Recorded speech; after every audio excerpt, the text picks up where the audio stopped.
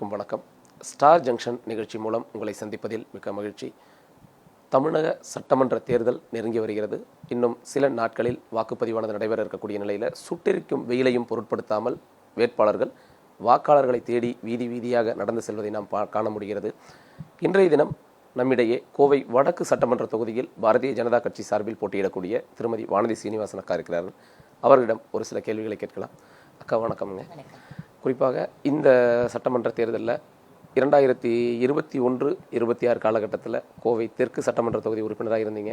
வடக்கு சட்டமன்ற தொகுதி உறுப்பினர் வேட்பாளராக வடக்கில் இப்போது போட்டியிடுறீங்க. மக்களினுடைய வரவேற்பு எந்த அளவுக்குங்க இருக்கு?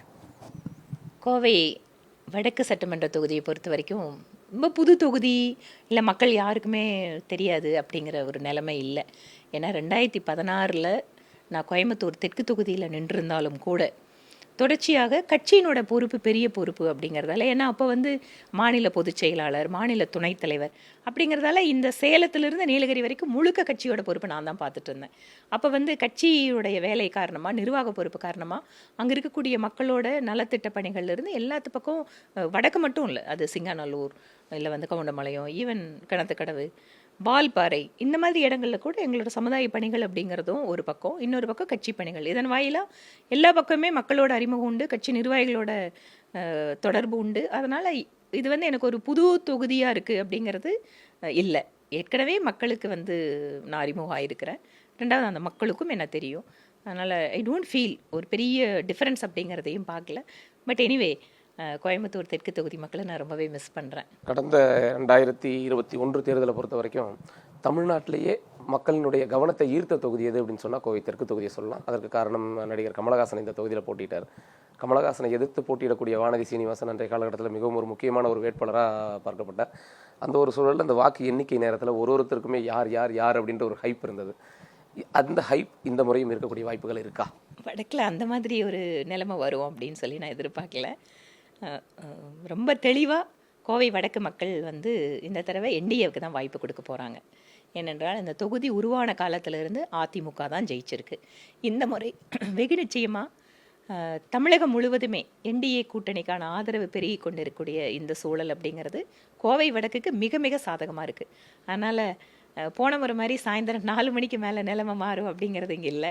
நல்ல தெளிவாகவே மக்கள் முடிவெடுப்பார்கள். கடந்த 2016 முதல் முறையாக நீங்கள் தேர்தலில் தெற்கு தொகுதிக்கு வந்தீங்க.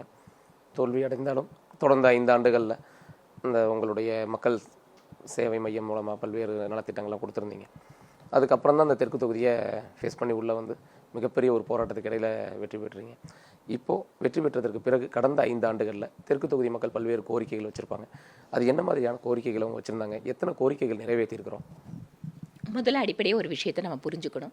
ஒரு எம்எல்ஏ அவங்களோட பணிகள் என்ன, மக்களோட பிரச்சனையை சட்டமன்றத்தில் பேசுறது, அரசாங்கத்தோட இணைஞ்சு அந்த திட்டங்களை செயல்படுத்துறது, இது ரொம்ப முக்கியமான பணி. ஆனால் ஒரு எதிர்கட்சி எம்எல்ஏ அப்படிங்கிறத மட்டும் இல்லை, அவங்களுக்கு ஒரு பிஜேபியோட ஒரு எம்எல்ஏ, திமுகவுக்கு அந்த அவர்ஷன் உண்டு. இவங்க நம்மளை கேள்வி கேட்குறதா அப்படிங்கிற ஒரு எண்ணம் உண்டு. ரெண்டாவது, ஒரு கோயம்புத்தூர் முழுமையே 10க்கு 10 அதிமுக பிஜேபிக்கு போனதால் திமுகவுக்கு கோயம்புத்தூர் மேலே ஒரு விதமான மனக்கடுப்பு உண்டு. அதனால் நிறைய திட்டங்கள் நாங்கள் நிறைய எழுந்திரிச்சு பேசும்போதும் சொல்லும்போதும் அதை புறக்கணிப்பாங்க, இல்லை செய்யறேன்னு சொல்லிட்டு பொய் சொல்லுவாங்க. இதை அசம்பிளியில் நான் நிறைய தரம் பார்த்துருக்கேன். ரோடு சரியில்லைன்னு நான் கேட்டப்போ சிறப்பு நிதியாக உங்களுக்கு 200 கோடி கொடுக்குறோம் ரோடுக்குன்னு சொன்னாங்க. ஆனால் அந்த 200 கோடியை இன்னைக்கு வரைக்கும் சொல்லிட்டு இருக்காங்க. நான் கோயம்புத்தூர் மக்களை பார்த்து கேட்குறேன், கோயம்புத்தூர் சிட்டிக்குள்ளேயாச்சும் குறைஞ்சபட்ச ரோடு நல்லா இருக்குங்களா? இல்லைங்க. கார்பரேஷன் முழுக்க அவங்களோட கண்ட்ரோல் இருக்குது. கொலுசு என்னென்னவெல்லாம் கொடுத்து அந்த பதவியை பிடிச்சாங்க. அதுக்கப்புறம் கவுன்சிலர்ஸோட செயல்பாடுகள் படுமோசமாக இருக்கிறதால, கார்பரேஷன் செயல்பாடுகள் படுமோசமாக இருக்கிறதால எங்களுக்கு வரக்கூடிய கோரிக்கைகள் மனுக்களில் 95% கார்பரேஷன் ரிலேட்டடாக தான் வந்துட்டுருக்கு. அப்போ என்ன அர்த்தம்? Corporation complete failure. மாநில அரசாங்கம் எதிர்கட்சி இடத்துல ஒரு பெரிய திட்டத்துக்கு கொடுக்க மாட்டாங்க. உதாரணத்துக்கு நான் சொல்கிறேங்க, எம்எல்ஏ ஃபண்டில் 2 கோடி ரூபாய் நிதியை நான் கிட்டத்தட்ட 8 மாதம் பெண்டிங் வச்சுருந்தேன். எதுக்காகனா, மாற்றுத்திறனாளி பேரா ஒலிம்பிக் வீரர்களுக்கு ஒரு பயிற்சி மையம் கட்டணும்னு. கடைசி வரைக்கும் இடமே கொடுக்கலையே. அதுக்கப்புறம் நான் அந்த பணத்தை ஹையர் எஜுகேஷனுக்காக புலிகுளம் கவர்மெண்ட் விமன் ஆர்ட்ஸ் காலேஜுக்காக நான் கொடுத்தேன். இது ஒரு சாம்பிள். நான் பஸ் ஷெல்டர் கட்டணும்னு இடம் கேட்டால் கொடுக்க மாட்டாங்க. ஆனால் அதுக்கப்புறம் பார்த்தா அது ஸ்டாலின், உதயநிதி ஸ்டாலின் போட்டு அந்த ஷெல்டர் வைப்பாங்க. இந்த மாதிரி பல்வேறு கஷ்டங்களை நாங்கள் அனுபவித்தோம். But in spite of it தெற்கு தொகுதி மக்களுக்கு நான் சொந்த முயற்சியில் 11 திட்டங்களை செயல்படுத்தினேன். அதற்கான ரிப்போர்ட்டையும் நான் ரிலீஸ் பண்ணியிருக்கேன் த்ரூ சிவிக் பாலிசி ஃபாரம் மூலமாக. அது இல்லாமல் அசம்பிளியில் அவங்களுக்கு ஒரு பெரிய ஸ்ட்ராங் வாய்ஸாக இருந்தேன். நான் வந்து குறிப்பாக நகர்ப்புற அதாவது ரொம்ப நெரிசலான பகுதி தெற்கு தொகுதி, மல்டி லெவல் கார் பார்க்கிங்காக மட்டும் 4 முறை அசம்பிளியில் பேசியிருக்கேன். இது வரைக்கும் கொடுக்கல. அதே போல் வணிக வளாகம், நம்மளோட ரங்கை கவுடர் மார்க்கெட் பகுதியில் நல்ல பெரிய வணிக வளாகம் சகல வசதிகளோடு வேணும்னு கேட்டேன், கொடுக்கல. ஸ்மார்ட் சிட்டி பணிகள் கூட 6 மாத காலம் 1 வருஷ காலம் தொடர்ச்சி அசம்பிளியில் நான் பேசினதுக்கப்புறம் தான் அதை ஃபைனல் ஸ்டேஜுக்கு கொண்டு வந்தாங்க. இந்த மாதிரி நிறைய விஷயங்கள் நான் சொல்லிகிட்டே போகலாங்க. தெற்கை விட்டு இப்போது வடக்கு தொகுதிக்கு வந்திருக்கிறீங்க. ஏன்னா நீங்கள் வடக்கு தொகுதியில் போட்டியிடணும் அப்படின்னு நினைக்கும் போதே வடக்கு தொகுதியில் என்னென்ன மாதிரியான பிரச்சனைகள் இருக்குன்றத ஓரளவுக்கு நீங்கள் அனலைஸ் பண்ணியிருப்பீங்க, மக்கள் மத்தியில் பேசியிருப்பீங்க. அது இல்லாமல் நீங்கள் இந்த சுற்றுப்பயணம் ஆரம்பித்ததுலேருந்து மக்கள் நேரடியாக சந்திச்சிருக்கிறீங்க. அங்கே இருக்கக்கூடிய பிரச்சனைகளா நீங்கள் பார்த்த பிரச்சனைகள் என்னென்னங்க? அதாவது ஒரு ஒரு வளர்ந்த மாநகராட்சி, அதிகமாக வருமானம் கொடுக்குற மாநகராட்சி, இன்றைக்கும் கணபதி, வேளாண்டிப்பாளையம், ரத்தினபுரி ஏரியாக்களில் ட்ரைனேஜ் இஷ்யூ தாங்க எங்களுக்கு பெரிய இஷ்யூன்னு சொல்கிறத பார்க்கும்போது எவ்வளோ வேதனையாக இருக்கும். அதாவது சிவிக் இஷ்யூஸ் தாங்க, கார்ப்பரேஷன் ரிலேட்டட் இஷ்யூ தான் இன்றைக்கி வந்து வடக்கு தொகுதியில் அதிகமாக இருக்குது. அதனால் கார்ப்பரேஷன் அப்படிங்கிறது முழுக்க முழுக்க மாநில அரசாங்கத்தோட கண்ட்ரோல் இருக்கும்போது அடுத்த முறை நம்மளோட கவர்மெண்ட் இங்கே வரும்போது வெகு நிச்சயமாக சிவிக் இஷ்யூஸ்ன்னு சொல்லப்படுற குப்பை, ட்ரைனேஜ், ரோட்ஸ் இதுக்கு வந்து டாப் ப்ரியாரிட்டி நான் வந்து வடக்கு தொகுதியோட கிழக்கு பகுதியில் கொடுப்பேன். இதே மாதிரி மேற்கு பகுதியில் வடவள்ளி, சீரநாயக்கமலையம், பிஎன் புதூர் இந்த மாதிரி ஏரியாஸ்லலாம் பார்த்துட்டிங்கன்னா அவங்களுக்கு ஒரு நல்ல பார்க் வேணும், நல்ல ஆம்பியன்ஸோட கூடிய ஒரு கூடங்கள், சமுதாய கூடங்கள், இதற்கெல்லாமே அந்த மக்கள்கிட்ட ஒரு எதிர்பார்ப்பு இருக்குது. எல்லா பக்கமே அங்கேயும் இந்த ப்ராப்ளம் இருக்குது, குப்பை இருக்குது, ரோடு, இந்த பிரச்சனைகள் அங்கே இருக்குது. அதனால் ரெண்டாவது சேஃப்டி. நீங்கள் பார்த்துட்டிங்கன்னா இன்னும் கொஞ்சம் நிறைய சீனியர் சிட்டிசன்ஸ் இருக்கிற ஒரு இடத்துல அவங்களுக்கு வந்து என்னதான் ஒரு தனிப்பட்ட ஒரு வசதிகளோடு கூடிய இடங்கள்ல இருந்தால் கூட அவங்கள இன்னும் கூட எஃபெக்டிவாக என்கேஜ் பண்ணுற விதத்தில் கூட நிறைய பிளான் வச்சுருக்கோம். ஏன்னா ஒரு சீனியர் ஐஏஎஸ் ஆஃபீஸர் அவர் ஒரு ஹெல்த்தியாக இருக்கார், ஏதாவது சமுதாயத்துக்கு கான்ட்ரிபியூட் பண்ண முடியும் அப்படின்னு நினைக்கும் போது அவங்க எல்லாத்தையுமே ஒரு கம்யூனிட்டியை என்கேஜ் பண்ணுறதுக்கு ஒரு பெரிய ஸ்கோப் கோவை வடக்கில் இருக்குது. அதனால் அதை எஃபெக்டிவாக இம்ப்ளிமெண்ட் பண்ணுறதுக்கான திட்டங்களையும் வச்சுருக்கோம். கோவை வடக்கு தொகுதியை பொறுத்த வரைக்கும் இந்த கணபதி அதன் சுற்றுவட்டார பகுதியெல்லாம் வந்து இன்ஜினியரிங் செக்டார் கொஞ்சம் நிறையா இருக்குது. சிறு குறு நடுத்தர தொழில்கள், அதே போல் இடையர்பாளையம் இந்த பகுதியிலேயே இருக்குது. அவங்களுக்கு இன்றைக்கி இருக்கக்கூடிய பிரச்சனைகள்ன்றது இந்த மின்சாரம், அதே போன்று மின் கட்டண உயர்வு, மூலப்பொருட்கள் விலை உயர்வு, இது போன்ற பல்வேறு பிரச்சனைகள் இருக்குது. இது சம்மந்தமாக ஏதாவது திட்டங்கள் வச்சுருக்கிறீங்களா? ரொம்ப நல்ல கேள்விங்க. இன்ஃபேக்ட் நான் வந்து ஒரு ரொம்ப முக்கியமாக கவனிக்கப்படக்கூடிய ஏரியா அப்படிங்கிறது அந்த மைக்ரோ இண்டஸ்ட்ரீஸ் அதிகமாக இருக்கக்கூடிய ஏரியாவில் இருக்கக்கூடிய தொழிலை நடத்துபவர்கள், தொழிலாளிகள், இவங்க 2 பேர்த்தோட இன்ட்ரெஸ்ட் அப்படிங்கிறது இன்றைக்கி இந்த திமுக கவர்மெண்ட்டோட மின்கட்டண கொள்ளைன்னு நான் சொல்லுவேன். ஏன்னா ஒரு நிறுவனத்தை நடத்தவே முடியாத அளவுக்கு மின்சார கட்டண உயர்வு, சொத்து வரி, அவங்களுக்கு தேவையான மற்ற வசதிகளை எந்த விதத்துலையும் செஞ்சு கொடுக்காமல் இருக்கிறதன் மூலமாக இன்றைக்கி அந்த இடைப்பட்ட இந்த எம்எஸ்எம்இயில் சிறு குறு தொழில் மைக்ரோ நிறுவனங்கள் வந்து மிகப்பெரிய அளவில் பாதிக்கப்பட்டிருக்காங்க. இவங்களுக்கு ஒரு ஸ்பெஷலான ஒரு ஸ்கீம் மூலமாக சென்ட்ரல் கவர்மெண்ட்லேருந்து ஏதாவது பண்ண முடியுமா அப்படிங்கிற விஷயத்தை நாங்கள் ஆராய்ஞ்சிட்ருக்கோம். எம்எஸ்எம்இ மினிஸ்ட்ரி இங்கே ஏற்கனவே நம்மளுக்கு ஆஃபீஸ் இருக்குது. ஸோ இவங்க மூலமாக இந்த மைக்ரோ ஸ்மால் இண்டஸ்ட்ரி டிபார்ட்மெண்ட் மூலமாக இவங்களுக்கு என்ன லெவலுக்கு ஹெல்ப் பண்ண முடியும் அப்படிங்கிறத நிச்சயமாக நாங்கள் செய்வோம். இது இல்லாமல் அங்கே இருக்கக்கூடிய தொழிலாளிகளுக்கு மத்திய அரசாங்கத்தோட ஈஸ்ரம் அப்படிங்கிற ஒரு மிகப்பெரிய பாதுகாப்பு திட்டம் இருக்கும். ஆனால் திமுக கவர்மெண்ட் அதை இம்ப்ளிமெண்ட் பண்ணாமல் வச்சுருக்காங்க. அதை வந்து பற்றி வெளியிலேயே சொல்லாமல் வச்சுருக்காங்க. அந்த தொழிலாளர்களை 100% அந்த ஸ்கீம்குள்ளே கொண்டு வரும்போது அவங்களுக்கு பணி பாதுகாப்பு, இன்சூரன்ஸு, உடல்நலத்துக்கான பாதுகாப்பு, இது எல்லாத்தையும் கொடுக்க முடியும். அதனால் 2 விதமாக நான் அந்த பிரச்சனையை வடக்கு தொகுதியில் பார்க்குறேன். ஒன்று, தொழிலாளர்களுக்கு மத்திய அரசாங்கத்தோட திட்டங்கள் நேரடியாக கொண்டு போய் சேர்க்கறது. 2வது, சின்ன சின்ன தொழில்கள் நடத்தக்கூடியவங்களுக்கு இருக்கிற இஷ்யூஸ்க்காக தனியாக ஒரு முகாம்கள் நடத்தி அவங்களோட பிரச்சனையை ஐடென்டிஃபை பண்ணி அவங்களுக்கு பேங்க்கோட ஹெல்ப் வேணுமா, இல்லை பாலிசியில் ஏதாவது சேஞ்ச் வேணுமா, இல்லை மாநில அரசாங்கத்து மூலமாக என்ன சப்போர்ட் பண்ணணும் அப்படிங்கிற அளவுக்கு தெளிவான விஷயங்கள் நாங்கள் யோசிச்சு வச்சுருக்கோம். கோவை பொறுத்த வரைக்கும் எப்போதுமே வந்து அதிமுகவினுடைய கோட்டை அப்படின்னு சொல்லக்கூடிய ஒரு மாவட்டம். கிட்டத்தட்ட அந்த ஒரு 10-20 வருஷமாக நம்ம முன்னாள் தேர்தல் பொறுத்து பார்க்கும்போது அதிமுக தான் இங்கே வந்து ஒரு டாமினேட் பண்ணிட்டு இருக்கக்கூடிய ஒரு நிலை இருந்துட்டு இருக்குது. போன முறை ஒரு தொகுதி பாஜக கொடுத்தாங்க, இந்த முறை 2 தொகுதி பாஜக கேட்டு வாங்கியிருக்கிறீங்க. அதிமுகவினருடைய சப்போர்ட் எப்படி இருக்குது? கூட்டணி கட்சியினருடைய சப்போர்ட் எப்படி இருக்குது?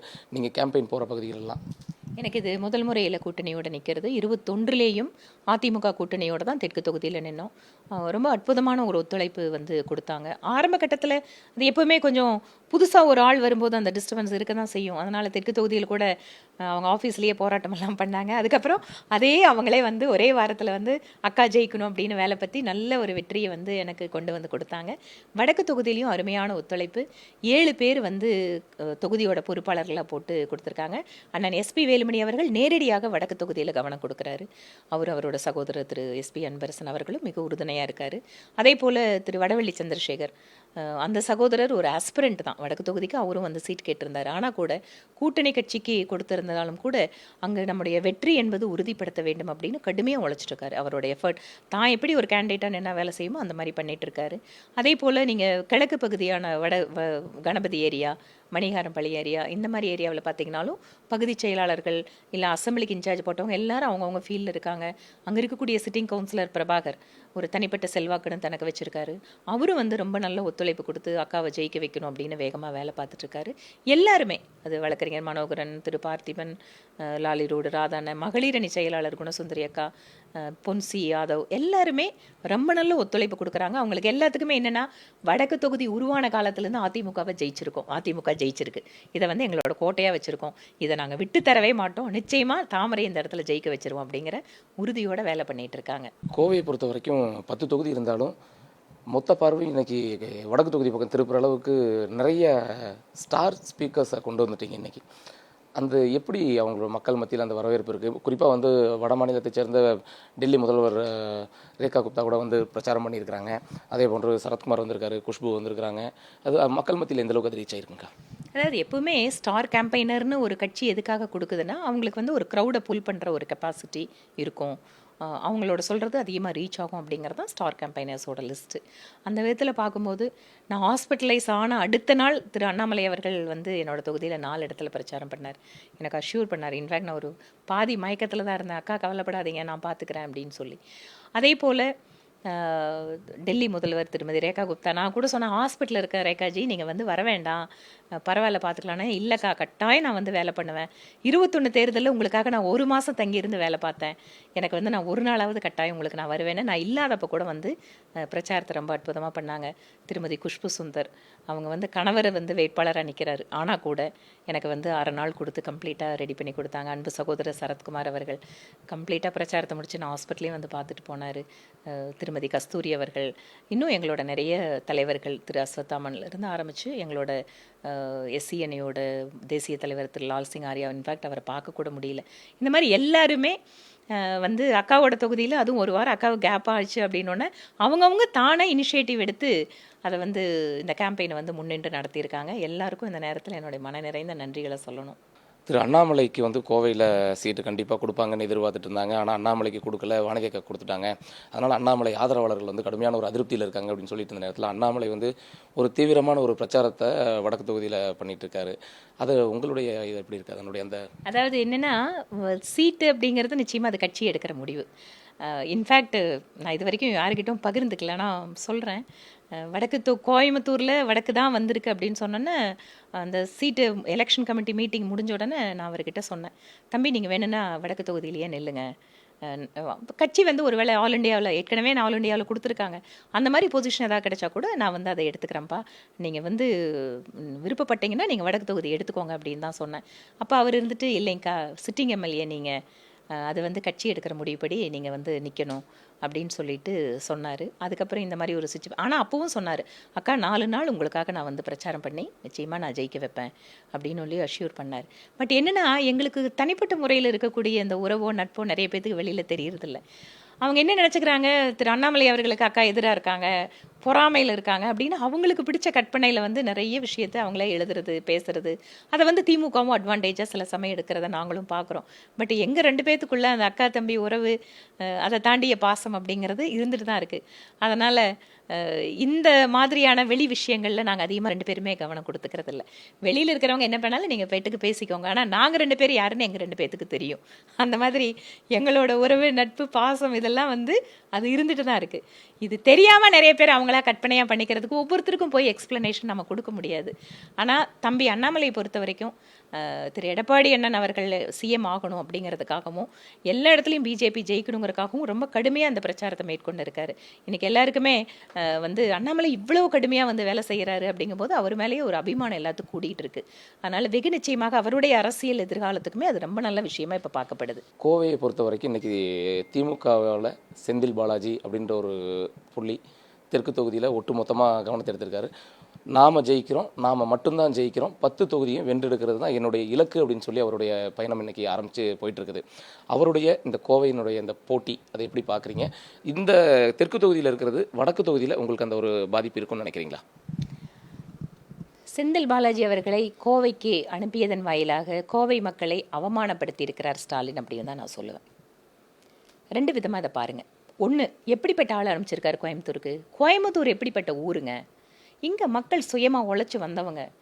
இன்றைக்கி லட்சக்கணக்கான பேருக்கு வேலை கொடுக்குற ஊர், எல்லாத்தையும் மரியாதையாக பண்பாக நடத்துகிற ஊர், எந்த இடத்துலையுமே தேசியத்தை விட்டு கொடுக்காம நாட்டோட ஒற்றுமைக்காக இங்கே சுதந்திர போராட்ட காலத்திலிருந்து இங்கே இருக்கக்கூடிய தலைவர்களும் இங்கே இயக்கத்தில் இருக்கிறவங்களையும் நம்ம இன்றைக்கும் பார்க்கலாம். நீங்கள் இருகூர் பகுதி, சூலூர் பகுதியில் பார்த்துட்டிங்கன்னா சுதந்திர போராட்ட தியாகிகள் குடும்பம் இன்றைக்கி 100 கணக்கில் இருக்குது.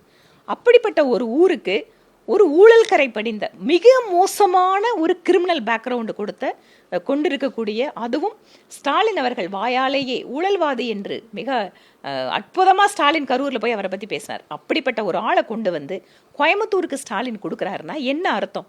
கோயம்புத்தூரை இன்சல்ட் பண்ணணும்னு அவர் நினைக்கிறார். ஏன்னா போன தடவை 10க்கு 10 நான் ஜெயிக்க வைக்கல, அதுமாதிரி நான் அவருக்கு சீட் கொடுக்கல, அதனால் கோயம்புத்தூரை பழி வாங்குறதுக்காக ஸ்டாலினை இங்கே செந்தில் பாலாஜி அனுப்புகிறார் நான் சொல்லுவேன். கோயம்புத்தூரில் திமுக கட்சியை வாழ்த்தவங்க, திமுக கட்சிக்காக உழைச்சவங்க, திமுகவில் இதுக்கு முன்னால் எம்எல்ஏ எம்பியாகவும் இருந்தவங்க, அவங்க எல்லாருமே இன்றைக்கி காணாமல் போயிட்டுருக்காங்க. செந்தில் பாலாஜி நல்லா குடும்பத்துக்கு வசூல் பண்ணி கொடுக்குறாரு அப்படிங்கிறத தாண்டி கட்சிக்காக உழைச்ச அத்தனை பேர்த்தையும் அவமானப்படுத்திட்டு இருக்காரு திரு ஸ்டாலின் அவர்கள். இந்த ஊரில் அந்த கட்சிக்காக உழைச்ச அத்தனை பேரும் இன்றைக்கி ஒதுங்கி நின்றுட்டு இருக்காங்க. அதனால் இந்த அளவீடுகள் எல்லாம் பார்க்கும்போது இன்றைக்கி 10க்கு 10 கடந்த முறை நாங்கள் ஜெயித்தோம், இந்த முறை அவனாசியும் சேர்த்து 11க்கு 11 நாங்கள் தான். எப்படிப்பட்டாவது இந்த தொகுதியை கைப்பற்றியே தீரணுன்றதான் அவருடைய எண்ணமாக இருக்குது. அதை எப்படி முறியடிக்க போகிறீங்க? அதாவது அவரும் நிறைய விஷயங்கள் முயற்சி பண்ணுறாரு. அங்கங்கே பட்டி போடுறது, ஈரோடு ஃபார்முலாவை ஃபாலோ பண்ணுறது, அதுக்கப்புறம் வீடு வீடுகளுக்கு டெலிவரி கூப்பன் அப்படின்னு சொல்லிட்டு அவங்களுக்கு கொடுக்கறது. கார்ப்பரேஷன் எலெக்ஷனில் வெள்ளி கொலுசு கொடுத்தாரு. அதை டெஸ்ட் பண்ணி பார்த்தோன்னா அதில் 93% போலி உலோகம் தான் இருந்தது, அதில் வெள்ளி கிடையாது. இப்படிப்பட்ட ஒரு ஆள் ஏற்கனவே இவர் இப்படி தான் கொடுத்து ஏமாத்துவாருன்னு இந்த மக்களுக்கு நல்லா தெரியும். 2வது, இந்த ஊருக்காக உழைக்கிற, இந்த மக்களுக்காக கூட நிற்கிற திரு அம்மன் அர்ஜுனன் அங்கே சாதாரணமாக எல்லாராலும் அணுகக்கூடிய நபர் மட்டும் இல்லை, ஒவ்வொரு வீட்டில் இருக்கக்கூடிய பிரச்சனைகளை அறிஞ்சவர். அவர் இன்றைக்கி மக்கள்கிட்ட இருக்கக்கூடிய செல்வாக்கு, நிச்சயமாக இவரோட எல்லா விதமான தகுடு திட்டங்களையும் அவர் பண்ணுவார்னு எங்களுக்கும் தெரியும். பரிசு பொருள் கொடுக்கறதுலேருந்து, டோக்கன் கொடுக்கறதுலேருந்து இதிலெல்லாம் பண்ணுவார். ஆனால் இதையெல்லாம் தாண்டி அந்த இடத்துல ரெட்டலை மலருங்க. இந்த தேர்தல் அப்படிங்கிறது இதுவரை நாம் சந்தித்திராத ஒரு தேர்தலாக இருந்துகிட்ருக்கு. ஏன்னா தமிழக வெற்றி கழகம்னு சொல்லிட்டு ஒரு புதிய கட்சி, அதற்கான வரவேற்பு, எல்லா பக்கமும் விஜய் போகும்போது இருக்கக்கூடிய கூட்டம், இதெல்லாம் பார்க்கும்போது இந்த போட்டி காலத்தில் இருமுனை போட்டின்றது, மும்முனை போட்டி, 4 முனை போட்டி, இப்படி கடுமையான போட்டியான சூழலில் நமக்கான வெற்றி வாய்ப்பு எப்படி இருக்கும்? அதாவது ஒவ்வொரு அரசியல் கட்சிகளுமே அவங்களுக்குன்னு ஒரு வாக்கு வங்கி அப்படிங்கிறத வச்சுருக்கிறத நம்ம பார்க்குறோம். இந்த முறை புதிதாக களத்துக்கு வந்திருக்கிற தாவேக்கா, அவர் தலைவர் போகிற இடத்துல அவருக்கு வரக்கூடிய கூட்டம் அது வெறும் அரசியல் கட்சிக்கான கூட்டமா அப்படின்னா நம்ம எல்லாருமே ஒத்துக்கலாம். இல்லை, இதில் சினிமா பாப்புலாரிட்டி இருக்குது.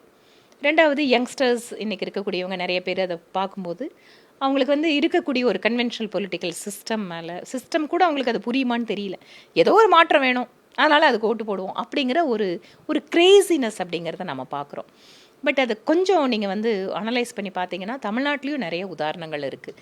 சினிமாவிலிருந்து அரசியல் துறைக்கு வந்தவன் எத்தனையோ பேர் கூட்டத்தை காட்டியிருக்காங்க, ஆனால் ஜெயிச்சதில்லை.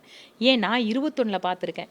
நான் எவ்வளோ கஷ்டப்பட்டு 5 வருஷம் உழைச்சி அந்த மக்களை தெருவுக்கு கொண்டு வரதுக்கு நான் பட்ட கஷ்டம் அப்படிங்கிறது வேற.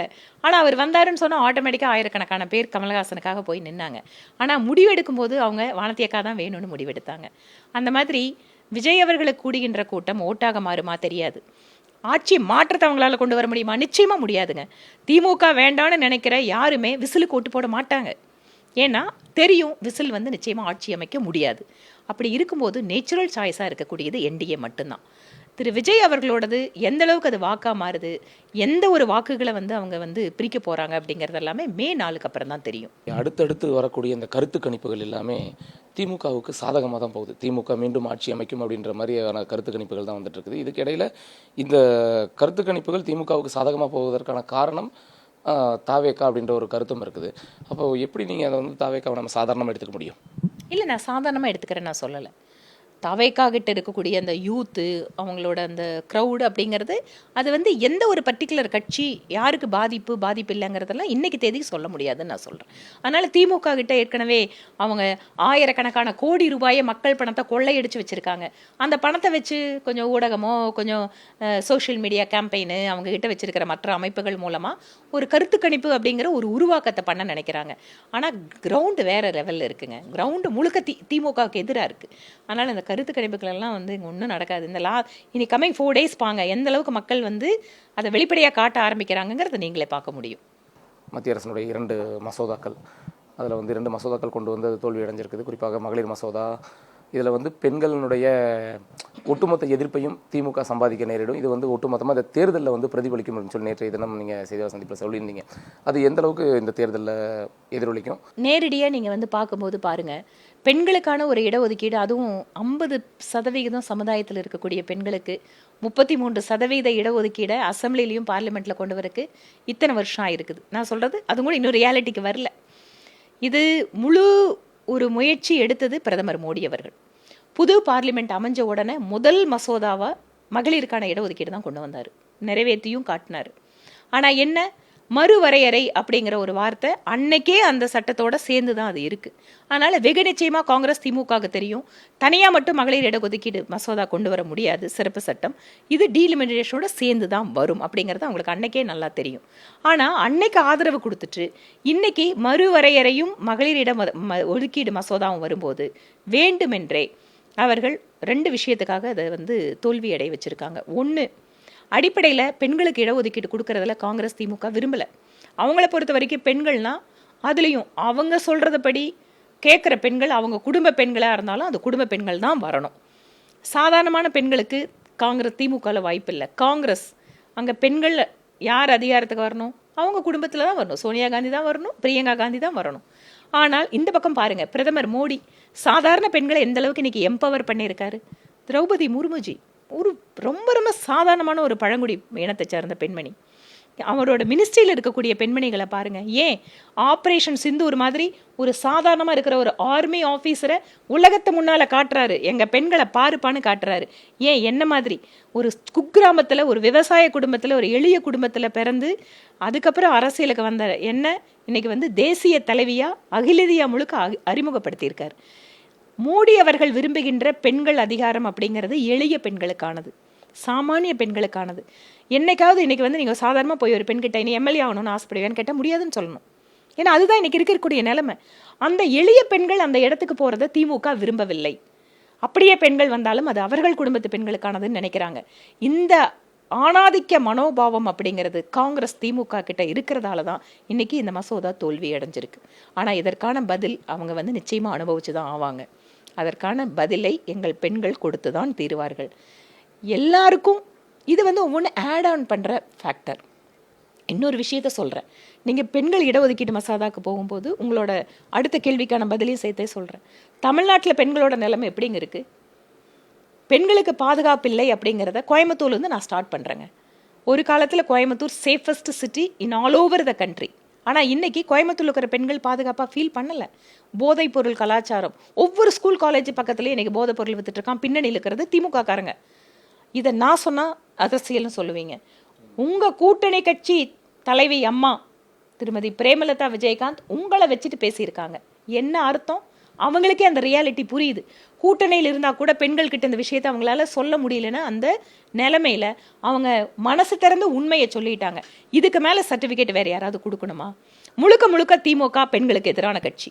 அது இடஒதுக்கீடாக இருக்கட்டும், இல்லைன்னா பாதுகாப்பு விஷயமா இருக்கட்டும். செல்வி ஜெயலலிதா அம்மையார், தலைவர் எம்ஜிஆர் இவர்கள் காலத்திலிருந்து அதிமுக தான் பெண்களோட சப்போர்ட்டை இன்னைக்கு வந்து அதிகமாக வச்சுட்டு இருந்த கட்சியாக இருந்தது. இன்னைக்கு பிரதமர் மோடி ஒவ்வொரு வீட்டு பெண்ணுக்கும் கேஸு, டாய்லெட்டு, வீடு இதெல்லாம் கொடுத்து கொடுத்து இன்னைக்கு வந்து பார்த்தீங்கன்னா பெண்கள் உண்மையாகவே பிரதமர் மோடி அவர்களை ஒரு பெரிய காவலனாக பார்க்குறாங்க. அப்படி இருக்கின்ற பொழுது அதிமுக பிஜேபி காம்பினேஷன் அப்படிங்கிறதான் பெண்களுக்கு ஒரு சேஃபான ஒரு இடத்த கொடுக்கும், அவங்கள எம்பவர் பண்ணும் அப்படின்னு ஸ்ட்ராங்காக தமிழ்நாட்டு பெண்கள் நினைக்கிறாங்க. அதனால் நிச்சயமாக தமிழ்நாட்டு பெண்கள் இந்த முறை ஒட்டுமொத்தமாக என்டிஏ கூட்டணிக்குத்தான் வரப்போகிறார்கள். எப்போதுமே திமுக பெண்களுக்கு எதிரி தான். நன்றிங்க. இவ்வளோ ஒரு இக்கட்டான சூழ்நிலையில் எங்களுக்கான நேரம் ஒதுக்கி பல்வேறு கேள்விகளுக்கு பதிலளித்ததுக்கு நன்றி. மீண்டும் அடுத்த ஒரு நிகழ்ச்சிகளில் சந்திப்போம். நன்றி, வணக்கம்.